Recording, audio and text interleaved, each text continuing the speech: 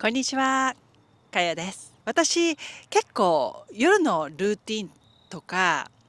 あなたのね、睡眠の質を上げるための情報も結構ポッドキャストとか、以前の YouTube でもご紹介してるんですね。で、今回はそれにね、追加するような形で、私も実際これをやって効果があったっていうものがね、最新バージョン最新バージョンとして、追加していただきたいんですね。睡眠に関してこの新しい5つのコツをもしよかったらね、あなたの生活の中に取り入れてぐっすりとした睡眠を取れるヒントとしてね、役に立てば私も嬉しいです。よかったら参考にされてください。一つ目が、あなたがね、眠る前にどのような夜のルーティンをされてるかわからないんですけど、私の例を挙げると、私はだいたい9時から9時半ぐらいにシャワーを浴びます。でね、お風呂場に小さい時計が置いてあるんですよ。で、お風呂から上がって、それをね、見たとします。で、その時で、その時点から実際私が眠りにつくまで一切時計は見ないんです。ということで1番目は、シャワーを浴びた後は時計を見ないっていうことです。だいたい体温が上がって人それぞれ違うと思うんですけれども、だいたい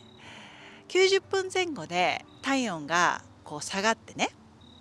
眠りに入りやすい状態になると言われています。で、私はこの90分というのを体の感覚で感じるようにしてるんですよ。他にも理由があるんですけど、どうしてもね、時計を見てしまうと、もう何時だから早く寝ないと思ってしまって焦っちゃうんですね。で、焦ってしまうと安定した状態に入りにくって、こうそわそわするので、自然な眠りに入っていかなくなっちゃうんですよ。ですので私はシャワーを浴びて体温が一度も上がった後は時計を見ずに、その後は本を読んだりストレッチをしたりジャーナルをしながら、自然な眠りが来るまでそうやってゆっくりとした時間を過ごすようにしています。で、2番目は、眠たくないのにベッドに行かないっていうことです。で、一番の続きにもなるんですけど、自分の体が眠たいなとね、なる前にベッドに行かないっていうことですね。眠気が来るっていう感覚はね、私一番わかりやすいのが、まぶたがドヨーンと重たくなってくるんですね。ドーンと。まぶたに乗ってるような感じで、重くなってきた時に、眠たいなーって。で、その時点でベッドに行くっていうことですね。まだ眠気が来ていないにもかかわらず、ベッドにね、行ってゴロゴロゴロゴロするんじゃなくって、静かな時間を過ごしながらこうナチュラルな、体のリズムで眠気が来るんですよ。で、この時にね、そしたら寝ようかなということでベッドに足を運ぶようにしています。で、3番目が、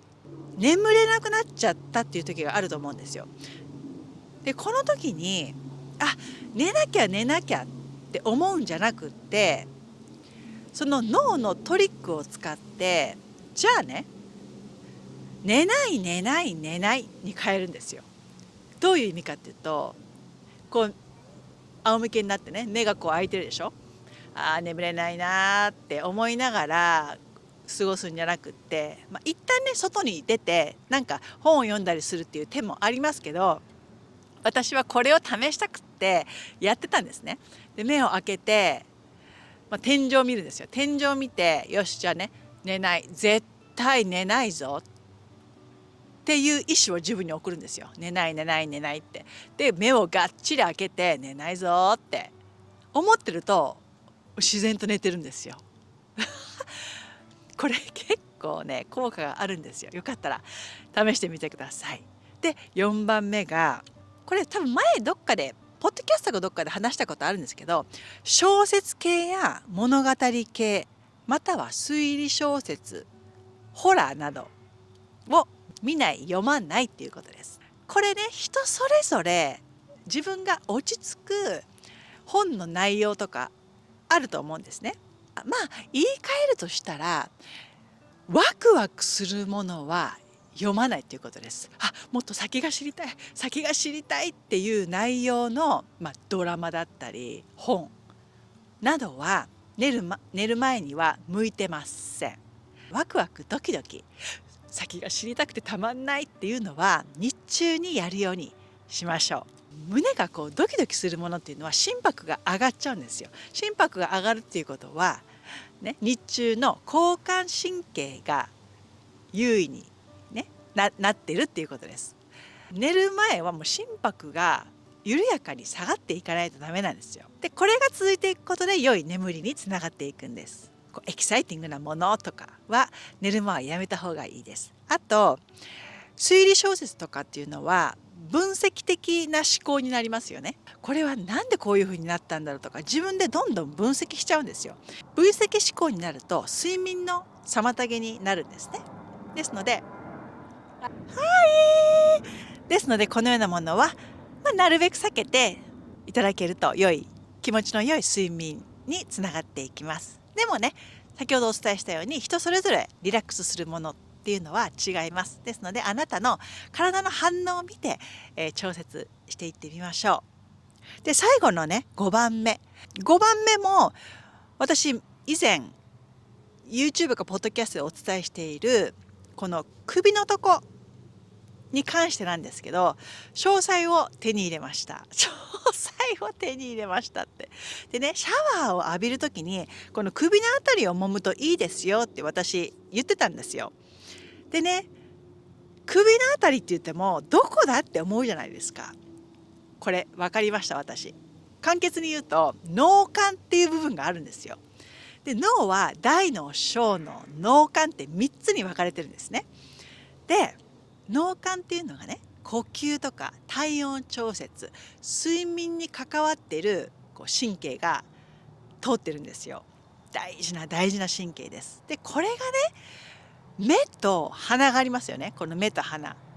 で、この間ぐらいに長さがね、だいたいこれぐらいなんですよ。で大脳小脳で、この脳幹っていう連結回路みたいなのがあって、なんだうるさいな、これがこの首の後ろの頸椎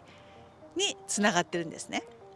でこの部分をやばい、息子を迎えに行かなくちゃいけない